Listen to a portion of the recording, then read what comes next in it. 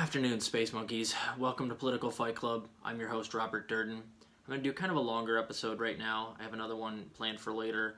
I'm going to get the tough one out of the way, and then do a little bit more lighthearted one later where I'm going to make fun of some dummy Democrats. But I've spent a lot of my last couple of days watching clips of the Derek Chauvin trial, and if you have a chance, Tim Black is doing a really good job covering this on YouTube. So if you get a chance, he's doing like hour to or 35 minutes to an hour dissections of each day of the Chauvin trial, which is excellent because there's a lot of footage. It's like 7 or 8 hours a day they're doing. So check him out. And it's a little bit soul crushing to watch this. The first couple of days have been what we expected from the defense, where they are. Again, they're putting George Floyd on trial, which is to be expected. But the defense, in my opinion, has been very, very weak objectively. Because what they're basically trying to do is make it look like the officers had to do what they did because the crowd around George Floyd was so raucous that it was to the point of chaos and they feared for their lives.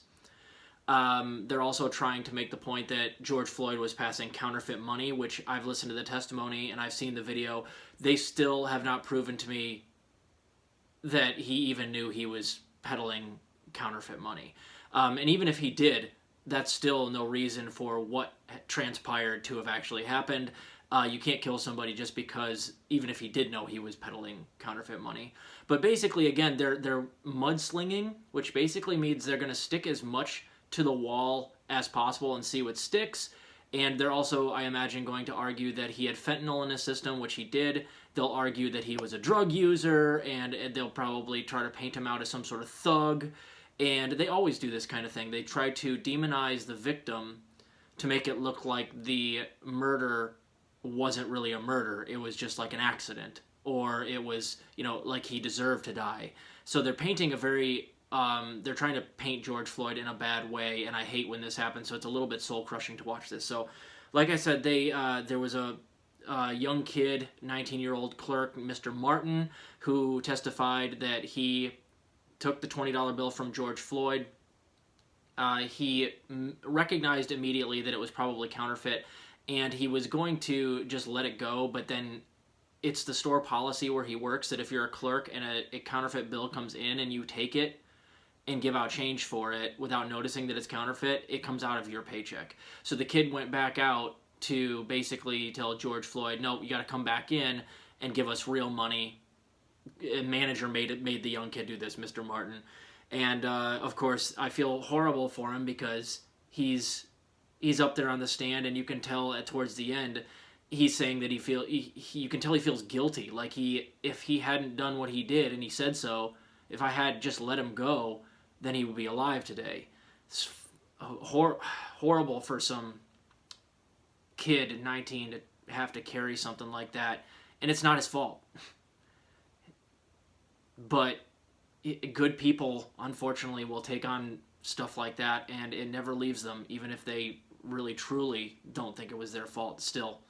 So the other thing they're trying to do is make it look like the crowd, and in particular the AMA-trained bouncer, and I believe he was not a bouncer, he's the security for the store, and he's a young gentleman named Mr. Williams, and he was the one being most vocal with the police.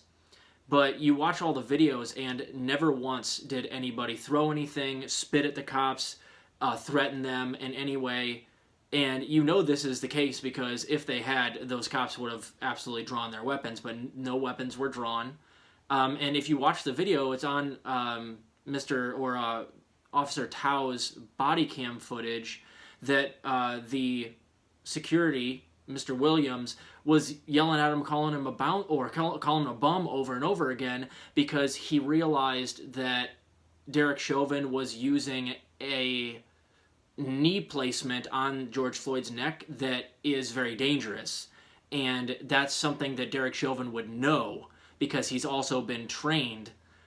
So when Mr. Williams saw that this was being applied to George Floyd, even after George Floyd stopped moving, He, of course, got mouthy with the police, but he never once watched the video. It's all concern. He's not angry, and they cross-examined him, and they try to paint him as like going off the hinges, and they keep saying, you were so angry, you were full of rage, and he keeps having to correct him. He's like, no, I was being professional. I was concerned because he was hurting somebody, and I'm just trying to point it out. And so he never really gives in to that he was angry, but the defense is so insistent on using certain language to make it look like the crowd was way more out of control than it actually was. Watch the footage for yourself. I've seen bigger bouts of yelling on this show, and I don't yell that much. I'm yelling right now about as much as most of the people were yelling. So again, complete bullshit, but you don't have to take my word for it. Go watch the video for yourself. The crowd was not out of control. George Floyd was resisting arrest. That is true. But again, when you watch Officer Chauvin go up to George Floyd, he comes up to the open door of George Floyd's SUV and like is giving him instructions on something. And George Floyd, you can tell, is like, no, I don't really want to do that. And then right around the same time George Floyd starts resisting is just when Derek Chauvin reached in. It like happened around the same time. So like, and he doesn't resist, like he's not trying to throw Derek Chauvin off of him or anything. He just like stiffens up. He like backs off and doesn't let himself get arrested. And then when they try to put him in the back of the vehicle, he says he's claustrophobic. He can't go in there. You know, he's having a freak out. So, and I don't blame him. He's a black gentleman. There's a bunch of white cops around him. You're gonna freak out. How this isn't the norm, how they haven't seen this a million other times is beyond me, and I'm sure they have. So, of course, this is resisting arrest, but in the most, like, absolutely, like, minor type of resisting arrest. Like, if I were to categorize them, I've seen way worse in person myself than George Floyd was doing. So, they're trying to, again, use the resisting arrest, the counterfeit money, and the fact that, or the alleging that the crowd was out of control as excuses or as painting George Floyd as such a big, bad thug criminal that it'll somehow exonerate the police officer. So I'm gonna just let you guys in on something. This is a horrible defense. Even if we were to grant everything they're trying to prove, which it looks like none of them are going to actually get proven, because if you look at the video, they're not. Mr. Williams, the security guard, was not out of control, nor was the crowd. George Floyd, even if I grant you he did know about the counterfeit money, and even if I grant you he was resisting arrest, you still can't kill him. And you still, as a police officer, know you can't use that move on someone's neck without killing them if you do it for long enough. He would know this. And that's what is fascinating, and it's actually a good thing that Mr. Williams said over and over again on the video. You're hurting him. That's a bad, that hold, I know what that is. You're hurting him. You're going to cut off his oxygen. So Derek Chauvin can't claim that he didn't know.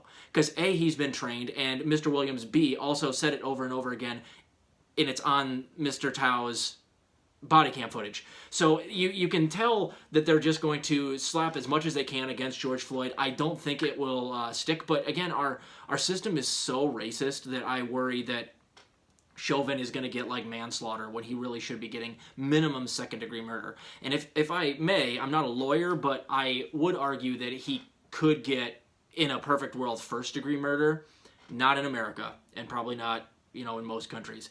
But I would argue, since he knows the moves, he knows all of these, MMA moves to, take people down and to lock them up, he knows the difference between one, kneeling between someone's shoulder blades and kneeling on their neck with their head turned. I'm a chiropractor. I know that you don't ever do that to somebody's neck. It'll cut off the blood supply and the oxygen to their brain, which they did say all four people that did autopsies, morticians, do they call them morticians anymore? Medical examiners. They all concluded that he died from cardiopulmonary failure, which is basically like he asphyxiated and there wasn't enough blood supply to his brain. You choke someone out, this is the exact same way. So they all agree that that's what happened. Derek Chauvin knows that that's the type of thing that happens with that knee placement. And you can see on the footage that he actually shifts his weight over top of his hip and over top of the knee, which would put the most pressure he could possibly put with his body weight right on top of George Floyd's neck. And he kept it there until after George Floyd was not resisting anymore and not talking anymore. That is premeditated. If you're a dum-dum and you don't know any better and you're in a skirmish and this happens and you choke someone out on accident because you're just fighting with somebody on the street, that's different. He knows better. He's trained this way. You have to hold people that are in the armed services and that are police officers to a higher standard because they're trained in things like this. And if he shifted his leg, which I saw him do, over top of George Floyd's neck, he knew what he was doing, which means that it's premeditated. That's first-degree murder. So he's lucky he didn't even get that. If you had a perfect system that wasn't inherently kind of biased against minorities and biased for police officers and law enforcement and politicians, then you might have even gotten him on that. But my guess is he'll probably get third-degree most, manslaughter most likely, and he might even walk. God bless. If he goes, oh my God, this country is going to be chaos, man. So let's keep paying attention. It's really hard to watch this stuff, guys. I got to tell you. But I got to give you guys updates.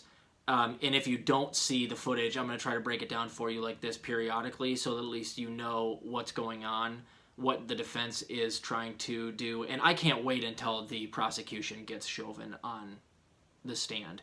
They're going to eviscerate him. And I can't wait to see it. It's going to be a horrible bloodbath, and I'm going to bathe in every drop of it. So here's hoping, guys. Let's pay attention to this. It is important. Keep fighting the good fight out there. I'll see you later.